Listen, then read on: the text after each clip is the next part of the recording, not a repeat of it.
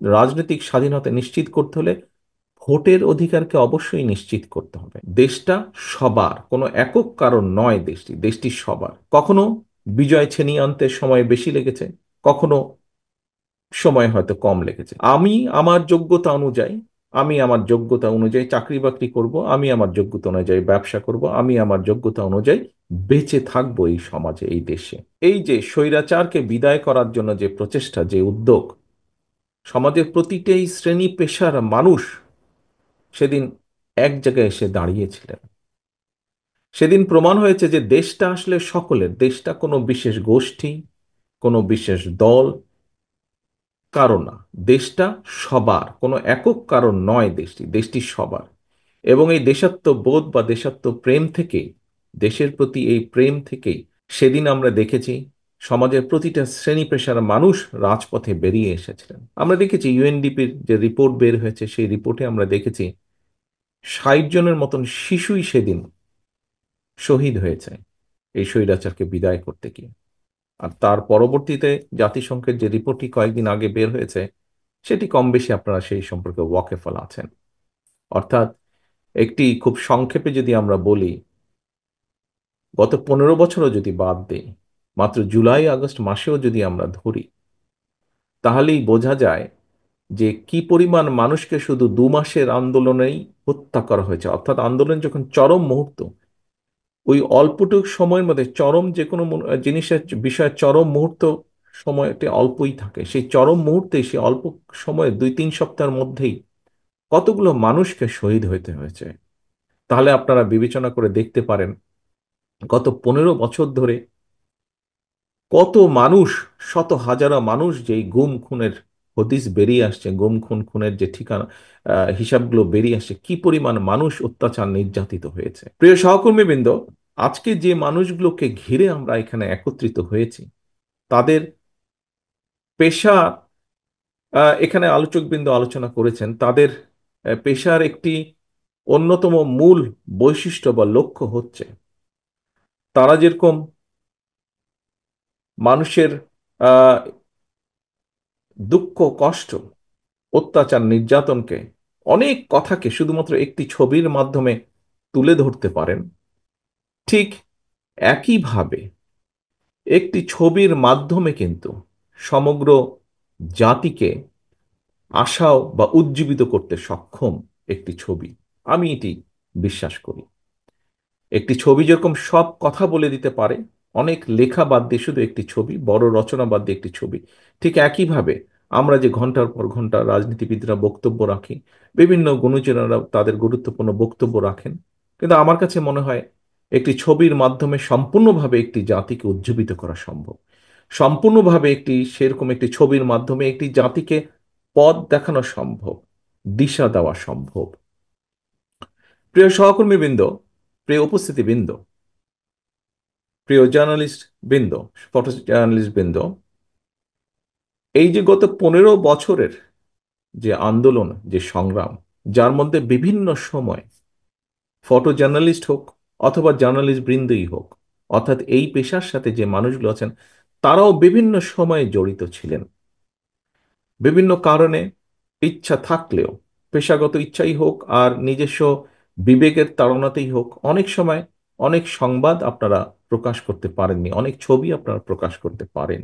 একইভাবে আপনারা যেমন পারেননি, আপনাদেরকে যেমন দাবিয়ে রাখা হয়েছিল, ঠিক একইভাবে বাংলাদেশের প্রত্যেকটি গণতান্ত্রিক, আমি প্রত্যেকটি রাজনৈতিক রাজনৈতিক দলের নেতাকর্মীকে দাবিয়ে রাখা হয়েছিল।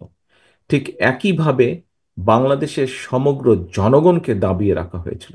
তাদের নিজেদের কথা বলার অধিকার থেকে তাদেরকে বঞ্চিত করা হয়েছিল। তাদের যে রাজনৈতিক অধিকার, যেই অধিকার তাদেরকে সংবিধান বা দেশ বা স্বাধীনতা বা সার্বভৌমত্ব দিয়েছে, যে রাজনৈতিক অধিকার, যে বেসিক মৌলিক রাজনৈতিক অধিকার, যেটি হচ্ছে ভোট প্রয়োগের অধিকার, সেই অধিকারটুকুও কেড়ে নেওয়া হয়েছিল। প্রিয় উপস্থিতিবৃন্দ, মানুষ সব সময় তার কথা বলা এবং তার বেসিক অধিকার, রাজনৈতিক যে বেসিক অধিকার, সেটি পাওয়ার জন্য মানুষ সব সময় আন্দোলন করেছে, সংগ্রাম করেছে। পৃথিবীর বহু দেশ সাক্ষী, এই দেশের মানুষও করেছে। এই দেশের মানুষ বিভিন্ন সময় করেছে যখন গণতন্ত্র হুমকির সম্মুখীন হয়েছে। যখনই মানুষের বেসিক মৌলিক রাজনৈতিক অধিকার যখন কেড়ে নেওয়া হয়েছে, তখনই মানুষ প্রতিবাদে সোচ্চার হয়েছে।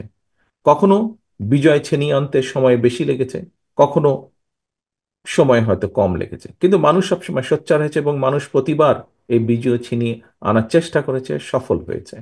আবার হয়তো ষড়যন্ত্রকারীরা বিভিন্ন সময় আবার তাদের ষড়যন্ত্রের জাল বিস্তার করেছে।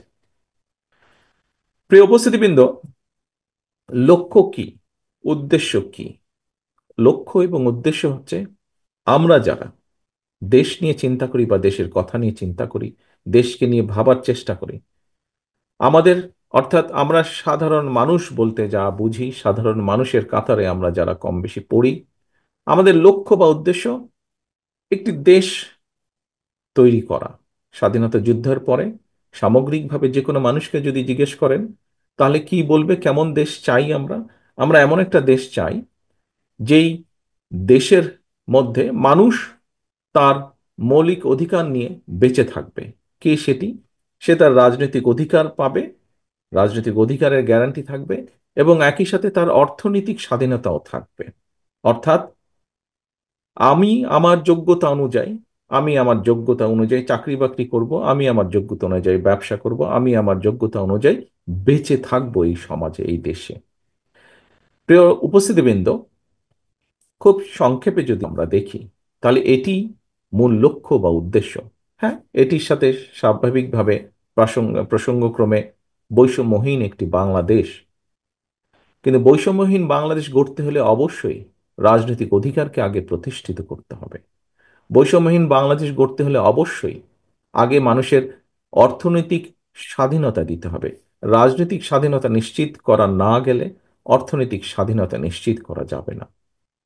রাজনৈতিক স্বাধীনতা নিশ্চিত করতে হলে ভোটের অধিকারকে অবশ্যই নিশ্চিত করতে হবে।